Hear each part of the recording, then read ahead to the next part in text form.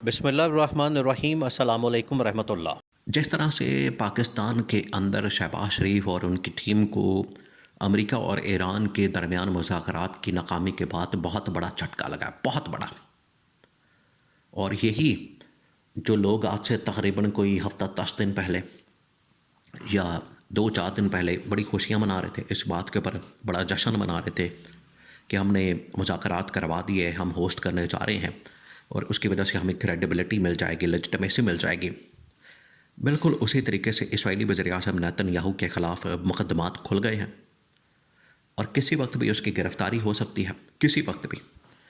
वो भी इसराइल का वज़ीर-ए-आज़म और इधर पाकिस्तान का वज़ीर-ए-आज़म शहबाज शरीफ, दोनों इस वक्त फंस चुके हैं बुरी तरह से, क्योंकि इन्होंने जो पंगे लिए, इनका अगर आप लाइफ़स्टाइल देखें, इनका पैटर्न देखें हुकूमत करने का और करप्शन करने का और इंटरनेशनली ऑपरेट करने का या रियासत को हुकूमत को चलाने का, अगर आप इनका पैटर्न देखेंगे तो सेम है, रत्ती बराबर। 19-20 का फ़र्क भी आपको नहीं मिलेगा, 19-20 का।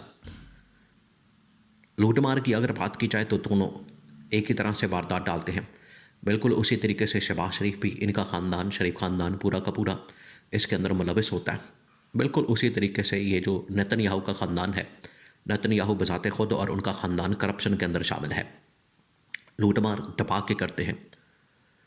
बिल्कुल उसी तरीके से जिस तरह से पाकिस्तान के अंदर शहबाज शरीफ, शरीफ ख़ानदान ये इस्टेब्लिशमेंट के कंधों पर चढ़ कर आते हैं बग़ैर आवाम के मैंडेट के। कोई मैंडेट नहीं होता, चोरी का मैंडेट इमरान खान का 2024 में। अब ज़रा इमेजिन करें कि या तो आपने अवामी मैंडेट के साथ गवर्नमेंट बनाई हो, या चलें गवर्नमेंट बना लिया आपने जैसे तैसे करके, तो उसमें होना तो ये चाहिए कि आप परफॉर्मेंस भी तो दिखाएं, कारकर्दगी भी तो दिखाएं, वो भी नहीं होती।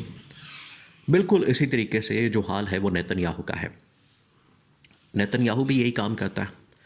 नेतन्याहू भी इसी तरीके से आलमी ताकतों के मरहूने मिन्नत, आलमी ताकतों के कंधों पर चढ़कर हुकूमत में आता है और उसके पास भी आवाम का मैंडेट नहीं होता, आवाम की सपोर्ट नहीं होती, तो आके हुक्मरान बन के फिर ईरान के साथ पंगे लेना, दुनिया के साथ पंगे लेना, कभी किसी मुल्क के ऊपर हमला करना, कभी किसी मुल्क के ऊपर, कभी लेबनान के ऊपर, कभी शाम के ऊपर, कभी फ़लस्तीन के ऊपर, कभी ईरान के ऊपर, कभी उर्दन के ऊपर, कभी इराक़ के ऊपर। इस तरह के जो हमले पंगे किए जाते हैं, ये इनको भी आदत है, शरीफ ख़ानदान को, शहबाज शरीफ को, इनको भी आदत है इस तरह के पंगे करने की। अब इनके जैसे मुकदमात शरीफ ख़ानदान के खुले, NRO ले लेते हैं। अब इक़्तिदार से जैसे ही हटेंगे दोबारा से इनके मुकदमात खुल जाएंगे, लेकिन नेतन्याहू के मुकदमात खुल गए हैं। नेतन्याहू को NRO नहीं मिल रहा। वो जो NRO लेना चाहता है, NRO हासिल करना चाहता है, वो फैसिलिटी, वो सहूलत उसके पास नहीं है। उसके लिए वो बड़ी भागदौड़ कर रहा है, कोशिश कर रहा है कि मुझे किसी तरह से NRO मिल जाए और मैं भी इसी तरह से करप्शन के मुकदमात से NRO हासिल करके निकल जाऊँ।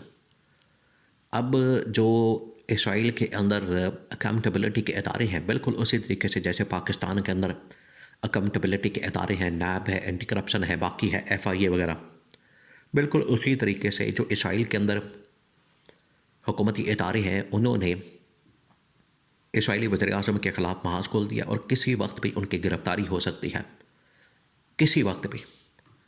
तो ऐन मौके पर जब शहबाज शरीफ को पाकिस्तान के अंदर ये जो इतना बड़ा झटका लगा, इतना बड़ा आलमी सतह के ऊपर, और 24 घंटों के अंदर अंदर सारी बाजी पलट गई।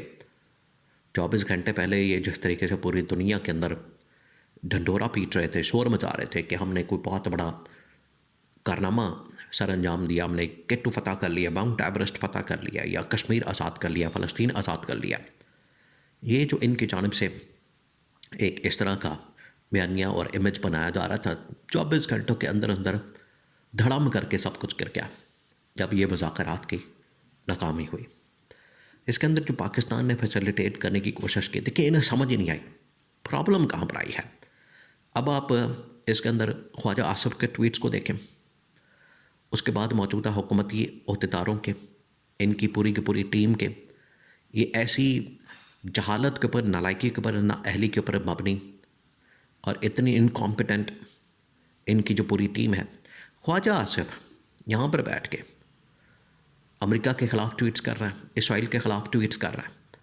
ऐसे मौके पर जब पाकिस्तान में मुज़ाकरात हो रहे हैं, डायलॉग हो रहे हैं, अमेरिका ईरान यहाँ पर मौजूद है, आप यहाँ पर अमेरिकी डेलीगेशन की मौजूदगी में अमेरिका के ख़िलाफ़ ट्वीट्स कर रहे हैं और उनके सारे ट्वीट्स नोट हो रहे हैं, क्योंकि ख्वाजा आसिफ थड़े के ऊपर बैठा हुआ कोई आम आदमी तो नहीं है सियालकोट का, कि सियालकोट के थड़े के ऊपर बैठा हुआ है और अमेरिका के ख़िलाफ़ बढ़ के मार रहा है।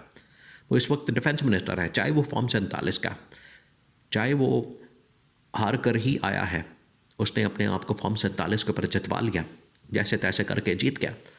अब वो इस मुल्क का डिफेंस मिनिस्टर है, तो डिफेंस मिनिस्टर के तौर पर जो उसकी बातें हैं वो सारी रिकॉर्ड होंगी। जैसे ही वो ट्वीट्स करता है अमेरिका के ख़िलाफ़, इसराइल के ख़िलाफ़, तो वहाँ पर रिएक्शन आता है। एक तो ये वजह बनी, दूसरा ये कि ईरान को पाकिस्तान की हुकूमत के ऊपर, रजीम के ऊपर भरोसा नहीं। अब ये बड़ा अहम नुक्ता है। और ये जो ईरान के वहाँ पर 2-3 लोग यहाँ पर आए ईरान के पाकिस्तान में, एक उनका स्पीकर, फिर उसके बाद उनका फॉरेन मिनिस्टर, इसके अलावा 2-4 और लोग। बाकी जो इंतज़ामिया थी ईरान के अंदर, उनको ये पता था, आइडिया था कि पाकिस्तान एक टिल्ट रखता है, पाकिस्तान का झुकाव अमेरिका की तरफ है कि अमेरिका से हमें डॉलर्स मिल जाए, पैसा मिल जाए, लेजिटिमेसी मिल जाए, डोनाल्ड ट्रंप हमारी तारीफ़ कर दे, डोनाल्ड ट्रंप हमें मान ले। ये जो एक इनके दिल के अंदर, इनके दिमाग के अंदर एक लालच थी। ईरान ने कहा कि ये असल रुकावट है, इसकी वजह से मुज़ाकरात तोड़ नहीं चढ़ सकते। ये जो पाकिस्तान एक तरफ टिल्ट रखता है, एक तरफ ये झुकाव रखता है, इसकी वजह से ये नाकामी हो गई। और आप देख लें, उसकी वजह से नाकामी हुई तो ये पाकिस्तान को बड़ी ही समझदारी के साथ, बड़ी ही इसको दयानतदारी के साथ, बड़ी ही फ़हम व फरासत के साथ, जैसे इमरान खान ने अपने दौर में, इसी तरह से अमेरिका जो कि सुपर पावर थी, ट्रंप सदर था, और यही CIA और बाकी उनकी जो मिलिट्री इंटेलिजेंस और बाकी जो एजेंसियां और बाकी जो इस वक्त पेंटागन और बाकी जो इदारे थे, और 40 से 50 ममालिक की जो फ़ौज थी अफ़गानिस्तान के अंदर मौजूद, इमरान खान ने बड़े ही ज़बरदस्त अंदाज में उनकी डील करवा दी, उनका मामला तय करवा दिया। और ये जो आज सूरत हाल है, ईरान को इस चीज़ का आइडिया था, क्योंकि शहबाज शरीफ, इनकी टीम का झुकाव अमेरिका की तरफ है, लिहाजा ये हमारी डील नहीं करवा सकेंगे। और आज देखें, मुज़ाकरात नाकाम हो गए, जिसकी वजह से मौजूदा जो इस वक्त शहबाज शरीफ की गवर्नमेंट है, उनको शदीद तरीन धचका लगा। और बिल्कुल उसी तरीके से इसराइल के अंदर नेतन्याहू के ख़िलाफ़ भी मुकदमात खुल गए हैं करप्शन के, और किसी वक्त भी गिरफ्तारी हो सकती है, उनको पकड़ा जा सकता है। तो ये पैरेलल इनके ख़िलाफ़ दोनों, शहबाज शरीफ और उधर नेतन्याहू, दोनों के ख़िलाफ़ महाज खुल गया है। और सेम वही अंजाम जैसे आए हैं, बिल्कुल उसी तरीके से हुकूमत से इनको निकाला भी जाएगा।